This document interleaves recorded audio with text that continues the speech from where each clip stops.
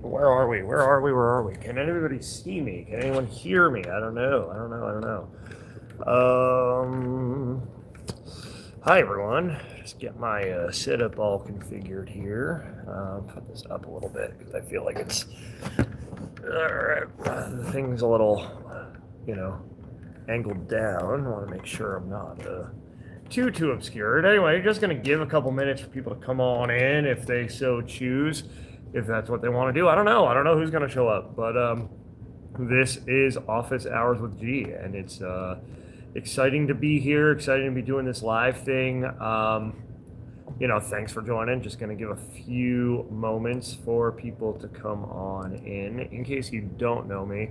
And I'm just pulling up a copy of the feed here so I know what's going on. And I can read your comments because I've got, so my phone for some reason, oh, you can hear me. Okay, it's doubling back there. My phone for some reason, when this camera's in selfie mode, new phone, right? It'll like overheat and restart the phone. So I have it, with the regular camera facing me, but now I can't see if we get any comments or questions or anything. So I've got it pulled up over here. That's where I'll be seeing your comments. Let's see, live chat. Yes, we want the live chat. All right, there we go. Live chat. All right, cool. Anyway, yeah, thanks for joining. My name's Gerard Longo. I'm the founder, CEO of Underground Music Collective, the architect of Brand Camp from UMC Academy, host of the Quinn Spin podcast, and the guy who's been here for the past 12 years doing this thing. So, yeah, just excited to tap in with y'all. I decided that what I'm going to do here, just to start us off, since this is the first time we are doing this thing, we're doing this, what do you call this, Office Hours with G. We're starting something new.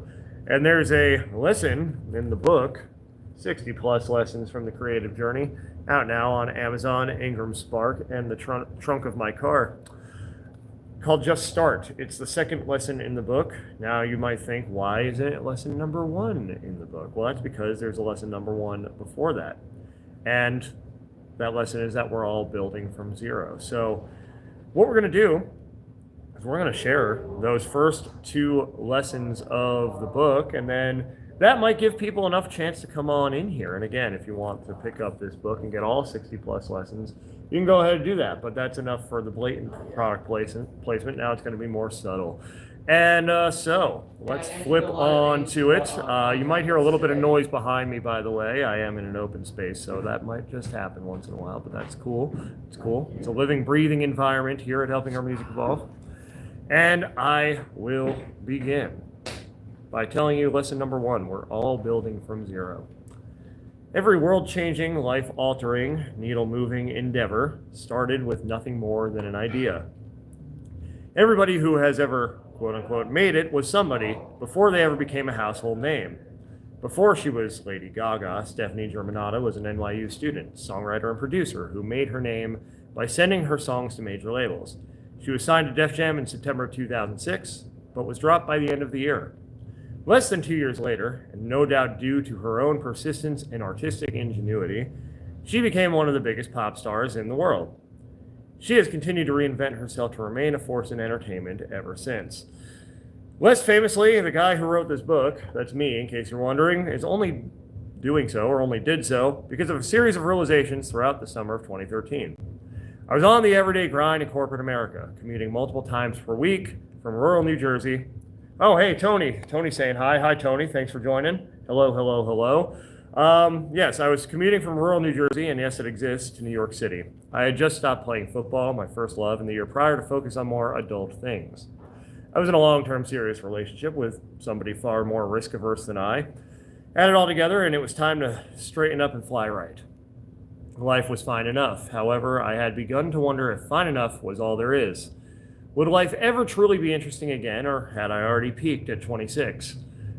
Insidious at first, that existential unrest hit flush in late June of that year. While on a cross-country road trip, I suffered several panic attacks.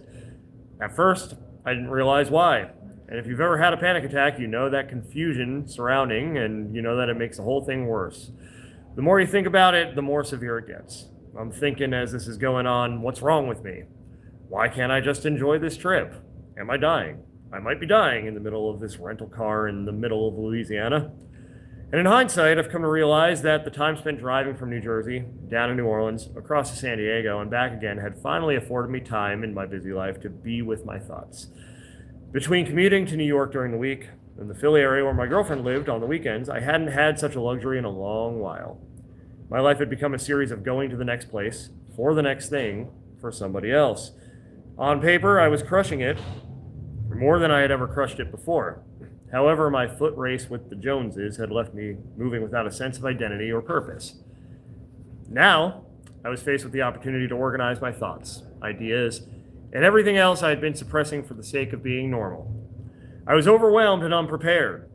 I had absolutely no idea where to begin. Nonetheless, I got it together enough by the end of the trip to decide that I needed to direct all of this pent-up energy somewhere.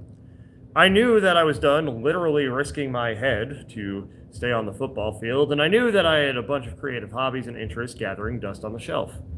Perhaps it was time to explore one or several of those. And so, one August weekend in 2013, I did. My girlfriend had a baby shower to attend in South Jersey. There I was, left to my own devices in my childhood home for an entire weekend. How utterly dangerous. I worked out, spent some time outdoors, and unearthed some old writing projects. Then, to wind down for the night, I decided to put on some old episodes of my radio show at Moravian College, now Moravian University, in Bethlehem, Pennsylvania. That radio show was called The Quinn Spin, a spin-off of its predecessor, Dominic and the Quinn, which I co-hosted alongside my older brother. I thought I was just strapping in for some laughs. I wasn't expecting what came next. As I listened to some of our most memorable segments, most memorable being relative considering our collective level of maturity and production knowledge, I remember the joy that I found going into that radio booth every week. I remembered how much fun it was when a conversation or entire episode itself went off the rails. I remember the fluidity, the creativity, and quickness of thought the medium of radio required. Most of all, I remembered the people. Sure, we only had between 10 and 15 loyal weekly listeners, but they were there every week. They'd laugh with and at us. They'd give us material for the show, both during each live episode and in the week in between. For as silly and sophomoric as the show was, it impacted people's lives enough to where they stuck with it every single week. For the first time in 3+ years since graduation, I remembered what it was like to create an art form, even one as rough and tumble as that, which inspired people. I became emotional. I was ready. I said, I want to do something to impact people. I didn't have a radio station, but I had heard about this podcasting thing and decided that was the medium by which the Quinn Spin would be resurrected and unleashed upon the world. I didn't know what I was doing, what we'd talk about, or if there was even a we in the first place. Truthfully, I didn't even intend for the show to primarily feature independent musicians. I just had an idea to create something in celebration of those courageous enough to create. This was important to me because I aspired to become one of those people. I wasn't yet. I started from zero with nothing more than an idea. From there, it was time to, lesson number 2, just start. I don't know where to begin. I don't know if I'm ready. I'm just waiting for fill in the blank first, and then I'll get started. These are the lies we'll tell ourselves when fear is driving the bus. Fear of judgment, fear of failure, fear of success, fear of everything we don't know. The truth is, these fears are often what keep brilliant ideas and brilliant people from ever getting off the ground. The overanalysis of why now might not be the time, the perfect situation to create the thing, can become cyclical. A habit of comfort that keeps us safe, but ultimately unfulfilled. There I was, caught up in the emotion of a moment of self-discovery, with nothing more than an idea and a vision of the impact it could have. It was after midnight, but I had another full, free day ahead of me to start to build this vision into reality. If I was going to do this, I was going to do it the right way. I needed a better way to record than with the built-in mic on my Dell laptop, so I took a trip to Best Buy that afternoon, bought an M-Audio USB mic, and started to tinker with it when I got home. I recorded the first promo or two for the new post-college version of the Quinn Spin. Already, this star seed from the universe had gone from the idea phase to execution, with nothing more than a USB microphone and a Dell laptop in my childhood bedroom. As the afternoon turned into evening, I realized that people needed a way to hear the show in order for it to have an impact. There was one problem. I didn't know where or how people published podcasts. Fortunately, a quick Google search pulled up an audio hosting platform called SoundCloud. Within minutes, it quickly became the Quinn Spin's first official home. As for how listeners would find us, I didn't feel prepared to launch a full-blown website just yet, but setting up accounts on Facebook and Twitter was easy enough. Of course, Twitter as it was known at the time. I created a new Facebook page and Twitter handle, and things were going smoothly until I realized I had forgotten one very important thing: a logo. Turns out I had a solution for that too. I went right into Adobe Illustrator, which I had regularly been using since my senior year of college, and whipped up the original version of the show's circular logo. Speaking and stuff. I plastered it all over our newly created digital presence, and from there, I was officially ready to tell the world. The Quinn Spin was back. Here's one thing you'll notice about the first full day of the Quinn Spin's respawn. I didn't wait around wondering if I was ready. I didn't mull whether anybody would care or whether my friends and family would ridicule me for daring to create. More on that in a later lesson in this wonderful book of mine. I didn't realize it at the time, but my idea had already become more because I took action. I determined the initial steps I needed to take, and I took them without second guessing. It's the understatement of my own personal century that I had no idea where the road would lead, through triumph and disaster alike. However, my intuition guided me to the realization that if I didn't at least take those first steps, I would never have the opportunity to find out. Now you know the saying. If a tree falls in the forest and nobody is around to hear it, it doesn't make a sound. If nobody knows you have a podcast, you won't have any guests, listeners, or sponsors. You'll just be sitting there with your shiny new USB mic in your childhood bedroom talking to yourself. I was way too excited about my newfound purpose to let that happen. So it was time to spread the word and bring people into my new world. But how? Well, that's something you'll find out when you read more of 60 plus lessons from the creative journey. Perhaps, in fact, I'll continue this next Tuesday, but I think that was an important place to start because even in doing this and even going live, again, I've seen people kind of come in and out. Tony said hi. Thanks, Tony, for saying hi. I don't know if anybody's going to tune in. I don't know if anybody's going to listen. It's a beautiful summer night, albeit very hot across most of the country. People might have, summery things to do.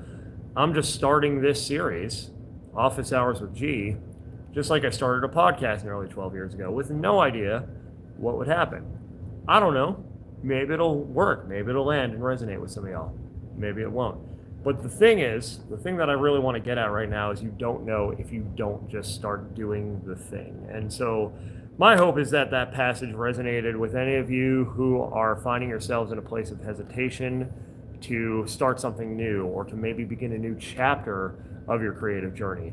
It can be very intimidating, especially once you start thinking about all the things that you're going to need to account for, all the things that could potentially quote unquote go wrong. We have plenty of lessons on failure in this book too.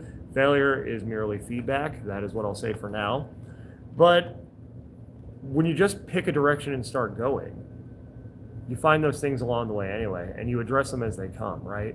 And over time, you go through the journey and you learn that no one triumph means that you've reached the mountain top. No one failure or perceived failure means that you've hit the end. It's all feedback.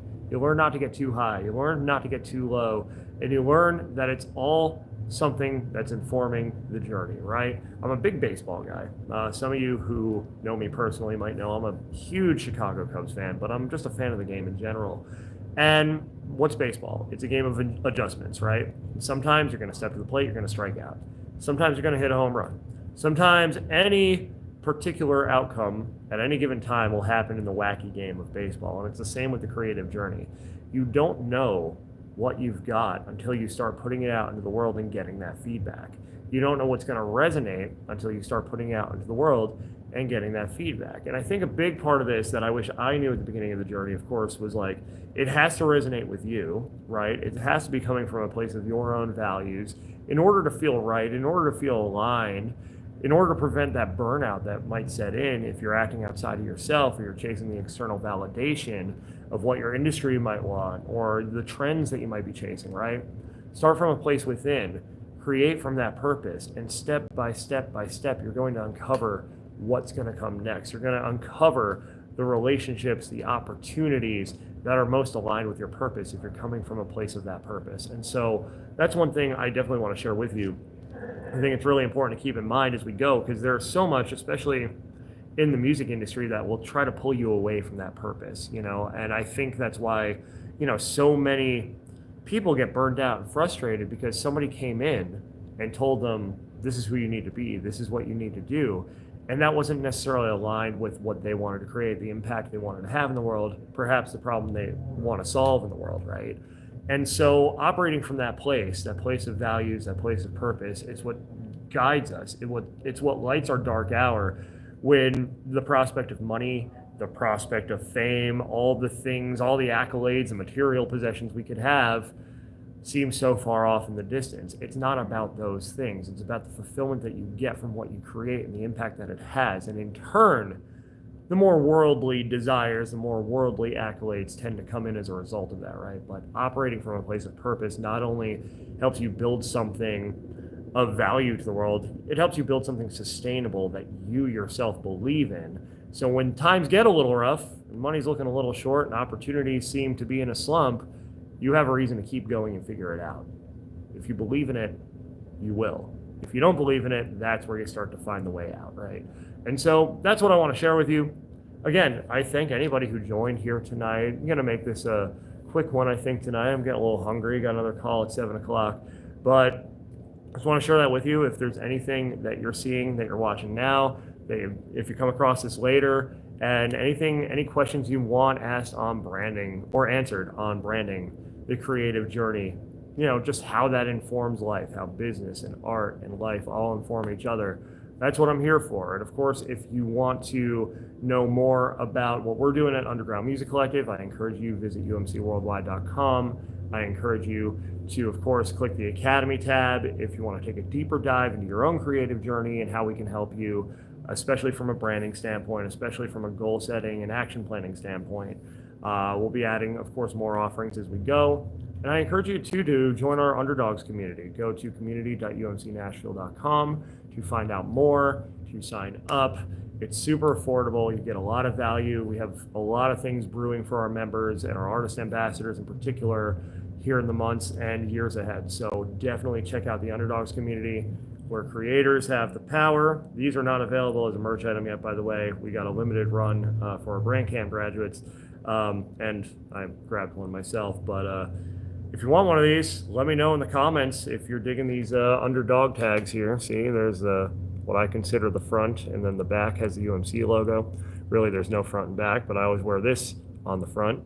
It tends to be a talking point for folks. And yeah, thanks for joining. Appreciate you being here. I probably need to mark that there's product placement all over this video because of the underdog tags that aren't actually for sale. And this book, 60 Plus Lessons from the Creative Journey, available everywhere now. I think I might keep sharing some passages next week. We might do lessons number 3 and 4. Those are exciting and the natural progression from where we were. Any topics you want answered, questions you want answered on branding, creative journey, let us know in the comments now. In the future, we'll be here for you every single Tuesday, minus a few Tuesdays that I already know I'll be, out and about traveling to different festivals and whatnot. But thank you for being here tonight. Appreciate you. Enjoy your beautiful Tuesday evening, and I will see you very soon. As we say on the Quinn Spin, grab some muffins on the way out.